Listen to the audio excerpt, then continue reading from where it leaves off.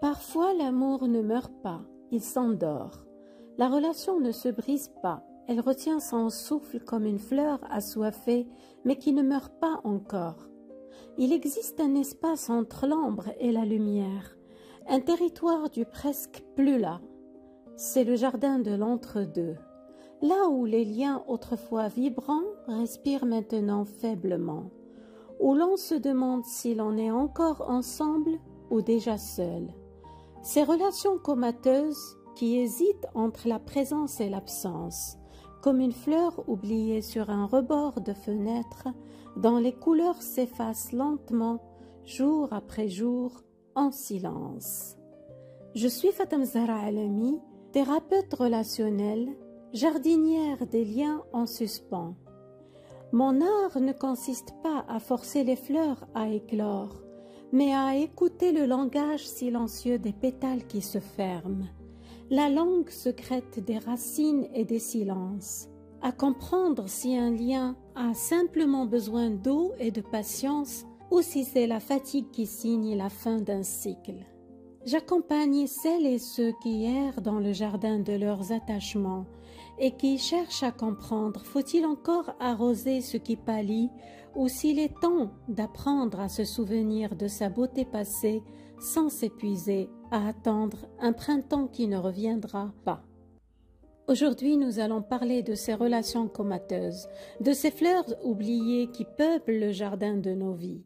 Nous apprendrons ensemble l'art subtil de reconnaître celles de nos relations qui méritent encore notre eau et celles dont il faut avec douceur accepter l'assèchement.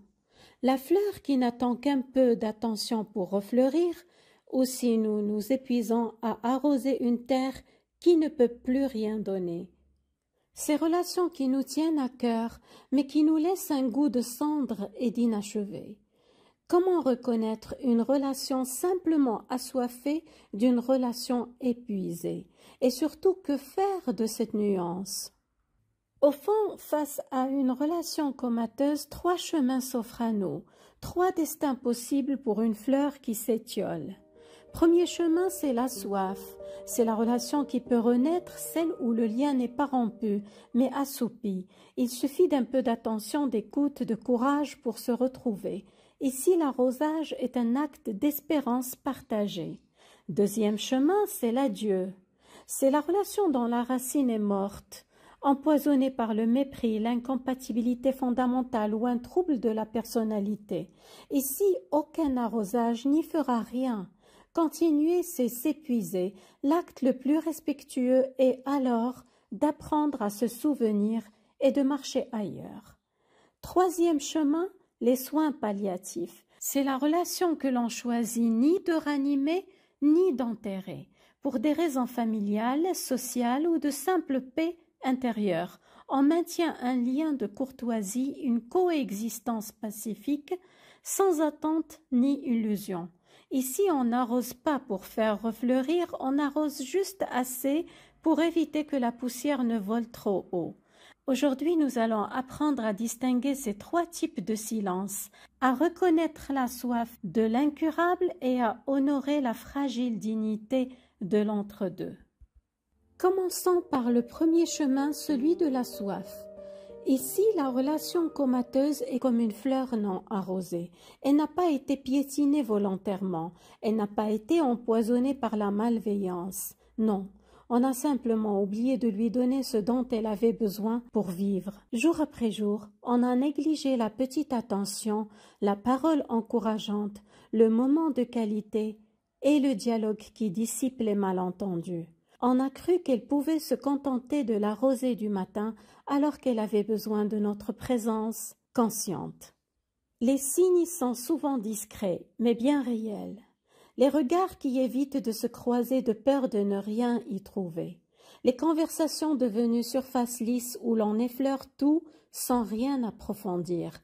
Cette impression sourde que marcher vers l'autre, c'est marcher sur un pan fragile. Le silence qui s'installe, pas celui qui apaise, mais celui qui isole, comme un vide qui creuse.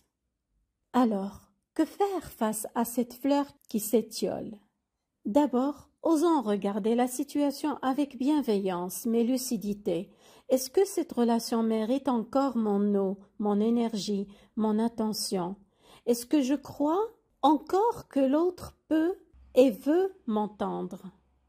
Ensuite, posons un geste clair mais si doux, un geste qui dit « J'ai remarqué que nous nous étions éloignés. Cela me manque. Serais-tu ouvert à en discuter? À boire un café, se parler vraiment, écouter ce qui ne va pas. » Mais attention, une fleur trop longtemps négligée peut être fragile. Il ne s'agit pas de noyer ses racines sous un déluge soudain qui l'achèverait. Il s'agit d'un arrosage régulier, patient, fait de petites attentions retrouvées. Rien ne sert de rassurer puis de se retirer comme avant. Cependant, il faut aussi se préparer à l'éventualité que la fleur ne reprenne pas. Parfois, malgré toute notre bonne volonté, malgré nos efforts, la terre est trop sèche, les racines sont trop faibles, et il nous faudra alors accepter de retirer notre main. Non pas par vengeance ou par lassitude, mais par respect pour nous-mêmes et pour ce que cette relation a été. Accepter que certaines choses ne reviennent pas, et que ce n'est la faute de personne, c'est ainsi. Il y a une nuance cruciale, une vérité que nous devons regarder en face avec un courage tranquille. Parfois la fleur ne dépérit pas par manque d'eau, parfois le sol lui-même est incompatible, ou la graine est viciée dès le départ.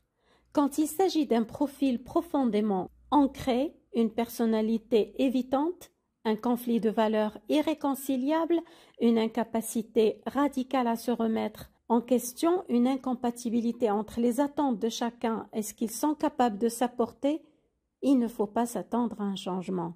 De même, face à un trouble de personnalité structuré, comme un fonctionnement pathologique, narcissique ou psychopathe, l'espoir d'une prise de conscience est souvent un leurre. Ces dynamiques ne relèvent pas de l'oubli d'arroser, elles relèvent d'une architecture relationnelle, fondamentalement différente, souvent tournée vers la domination, l'exploitation ou la protection extrême de soi.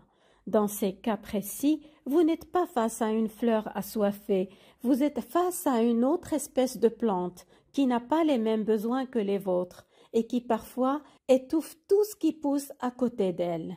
Là, le choix n'est pas entre arroser ou attendre, le choix est bien plus radical. Soit vous décidez de continuer toute votre vie dans la frustration et la négation de vos besoins, en espérant contre toute raison que l'autre va un jour fondamentalement se métamorphoser, soit vous décidez de prendre vos distances. Non pas par vengeance, mais par un acte de préservation de votre âme. Parce que vous reconnaissez avec une tristesse lucide que vous avez devant vous un mur et que vous arrêtez de vous y heurter n'est pas un renoncement, c'est un retour vers vous-même. C'est accepter que vous ne pouvez pas, à vous seul, modifier la nature profonde de l'autre et que votre énergie est trop précieuse pour être gaspillée à tenter l'impossible. Et puis, il y a cette autre réalité plus subtile, plus ambivalente, celle de la relation comateuse que l'on choisit délibérément de ne pas ranimer, mais que l'on ne souhaite pas non plus laisser tout à fait mourir.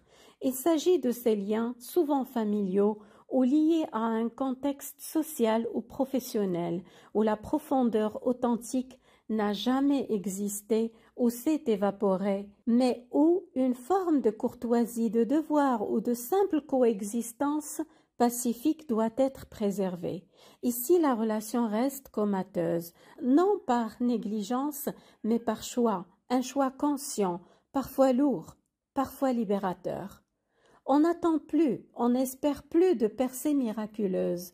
On n'arrose plus avec frénésie, mais on maintient un minimum de soins palliatifs relationnels, une politesse essentielle, une présence dosée, une conversation qui effleure la surface sans s'y engouffrer. C'est une forme de sagesse pratique, une trêve silencieuse avec ce qui ne peut pas ou ne doit pas être approfondi. On accepte que cette connexion restera à jamais un paysage lointain, une silhouette familière mais floue à l'horizon de sa vie. Il ne s'agit pas de frustration ou de renoncement dramatique, juste d'un accord tacite avec soi-même. Je ne te donne plus accès à mon jardin intérieur, mais je veille à ce que la clôture qui nous sépare reste présentable. C'est une forme de respect froid, respect de sa propre paix, en ne s'engageant plus émotionnellement, et respect de l'autre en maintenant un lien civil sans hostilité ni faux semblant. Parfois préserver la dignité du silence entre deux personnes est la forme la plus mature de l'attachement. Prendre ses distances dans ce contexte n'est pas un échec du jardinage, c'est le geste ultime du bon jardinier. Reconnaître que toutes les terres ne sont pas faites pour accueillir toutes les fleurs et choisir de replanter sa propre lumière dans un sol où elle pourra enfin s'épanouir. Une relation comateuse nous apprend beaucoup sur nous-mêmes, sur notre capacité à espérer, à donner, à croire en l'autre, mais elle nous apprend aussi à discerner où mettre notre énergie précieuse. N'ayez pas peur de tendre la main pour arroser ce qui peut encore être sauvé, mais n'ayez pas non plus peur de reconnaître quand il est temps de laisser la fleur se reposer doucement dans le jardin de vos souvenirs. Car après tout, un jardin n'est pas fait que de fleurs éclatantes. Il est aussi fait de celles qui nous ont appris à devenir de meilleurs jardiniers. Prenez soin de vos liens, arrosez-les avec intention et souvenez-vous que vous méritez vous aussi d'être arrosés en retour. Prenez soin de vous.